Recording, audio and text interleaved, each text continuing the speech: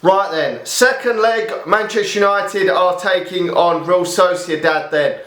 After a first leg hammering for Manchester United against this opposition, we go into this basically through to the last 16 of the Europa League, barring an absolute miracle. La Liga sides have been absolutely dog shit in Europe this season, and this was a comfortable win. I wasn't expecting it because they're quite high up in the league. I think they're still 5th in the La Liga, so I was still expecting a difficult game. Nearly always you get difficult ties against Spanish opposition, but this one was a rollover for Manchester United. Away from home on neutral ground, Manchester United comfortably won, and this second leg gives Manchester United the opportunity to rotate and rest a few key players for the game coming up against Chelsea at the weekend, because that is a much bigger game than this one, because Manchester United have got to get a positive result in that if we are to stay in and around a Champions League spot and keep our position in second place in the league. So going into this game, I would expect a rotational side, but I would probably expect the same from Real Sociedad as well, because they're probably thinking of this game as being over now. Even the most optimistic Real Sociedad fan can't really expect to be coming to Old Trafford and winning 5-1. That is the worst result that they can get in order to get through this tie, because they need to score 5 away goals in this game. So the chances of that happening are pretty remote. So going into this game, you would expect that they'll probably want to rest a few players themselves, maybe rotate their side, because they'll probably expect Manchester United to rotate their side as well, because they're probably thinking about a game at the weekend to try and get in the Champions League spots themselves. So this could be two rotational sides in this game. Could be. Both teams could put a full strength side out, and I could be completely wrong, but if Manchester United do play all the key players in this game and any get injured, then it would be fucking stupid. It really would for Manchester United going into this game. There's no need to play the likes of Bruno Fernandes. Now, getting on to the way how Manchester United could line up for this game. Now, as long as we just control the game and just see the tie out, then there's not really a problem for Manchester United. I would like Manchester United still to go out there and try and win the game. Obviously, try and win the game, because just winning just breeds confidence, and some of these players that maybe haven't played for a bit of time, that maybe could come into this starting lineup, it could breed some confidence for Manchester United. It could for them, and just keep winning, because we haven't been winning many games recently anyway. So it's still good to win. We don't want to go out there and lose 2 or 3-0, because it just isn't good for Manchester United to go out there. We should be looking to win every game anyway.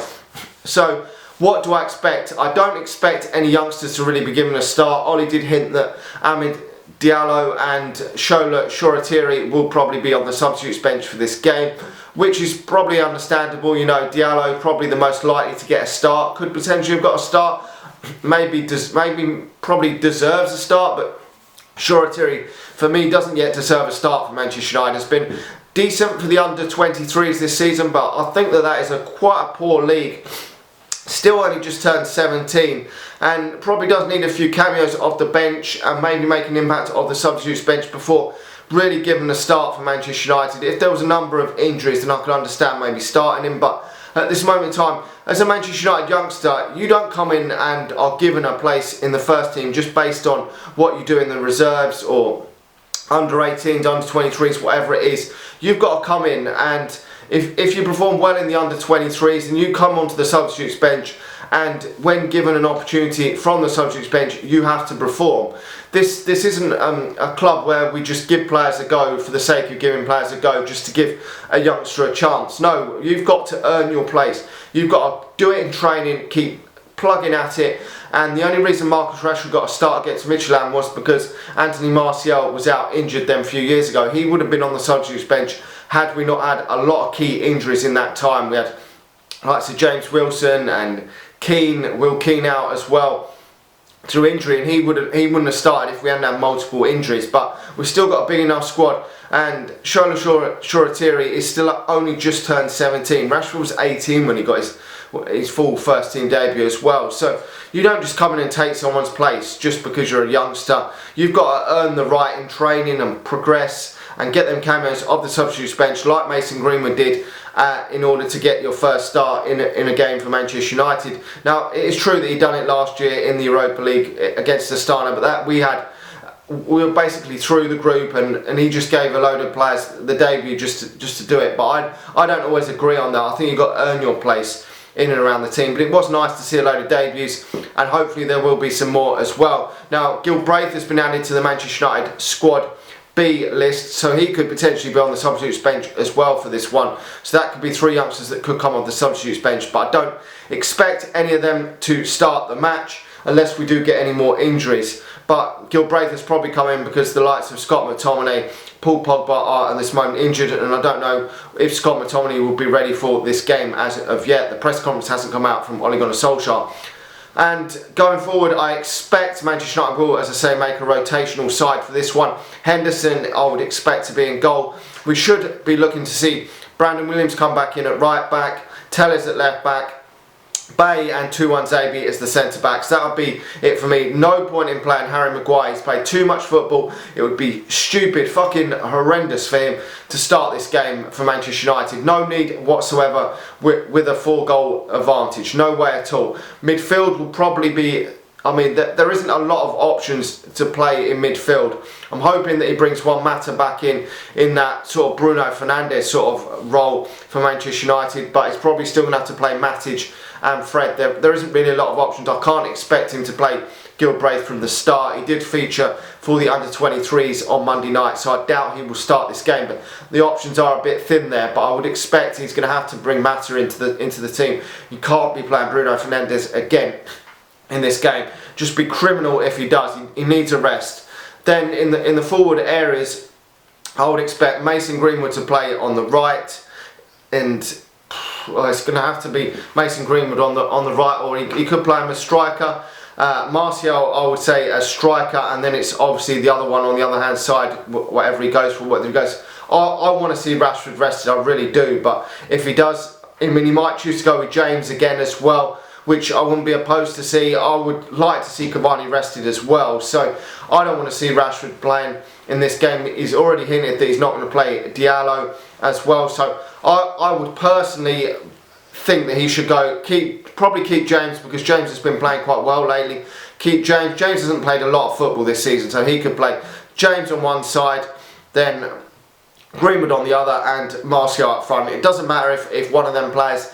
I mean, James probably would play on the right hand side, maybe Greenwood go on the left, and then Martial, or you could play Greenwood as striker, Martial on the left, and James on the right. You could do that. I mean, to me it doesn't really matter, because this game, to me, Manchester United are going to get through regardless. So it doesn't matter to me who plays on the left, who plays on the right. I mean, I think Greenwood could play on the left or the right hand side, to be honest. He's played predominantly on the right hand side, but he could play on the left as well for me. I don't think it will make too much of a difference for this particular game. I mean, he might choose to go with Rashford. I personally would like to give Rashford a night off. I really would, because I don't see the point of playing him. And with this game, any of them front three, what positions they play, I'm not too bothered there, because Manchester United are going to get through this tie. It is pretty obvious. We're not going to fuck this up, surely. I mean, and if Manchester United are winning comfortably in the second half, I'd like to see Diallo come on in place of either James or Greenwood, because one of them two could well start the game on Sunday. I mean, Anthony Martial did play in the previous game, but I think this could be another game where we could see, if Manchester United are dominating and Real Sociedad are playing as poor as they did in the first game, it could be a good opportunity for maybe Anthony Martial to get his goal tally up, and Mason Greenwood as well, because they have both been in really poor goal scoring form this season, so they both do need to get themselves on the score sheet again. I know Martial did get a couple against Southampton, but he hasn't kicked on since, and Greenwood hasn't kicked on since he got that goal against Liverpool, which is disappointing as well. Every time he's scored this season, he hasn't kicked on, which is what we need from Greenwood. We need him to score a goal and then score another one, which he hasn't done this season. I mean, we might even see Bruno Fernandes in this team, which would be a piss take for Manchester United, but I hope it is a bit of a rotational side anyway. We can definitely rotate that back four as well, so that would be good to see.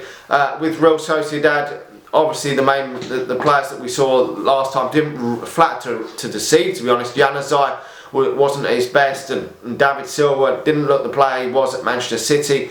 His age is probably catching up with him, but they didn't really look at, apart from the first 5 minutes or so, they look very, very poor. So I'm expecting Manchester United to get the job done in this game, even though it doesn't really matter. I'm going for Manchester United winning this game 2-0. Hopefully we see some younger players like Shortiri, Diallo and maybe Gilbraith come on the substitutes bench in the second half. Maybe rest a couple of these players up if needed. The likes of Fred could do with a rest in the second half. But overall, I think Manchester United just going through the motions, just playing the game out, will be good. We don't have to exert ourselves in this one, so that should be good. Let me know your thoughts in the comment section below. What sort of team do you want to see played? Like the video, subscribe to the channel if you're new, and if you're watching this on Facebook, please do hit the share button. It really does help me out. And I'll talk to you all again soon. See you.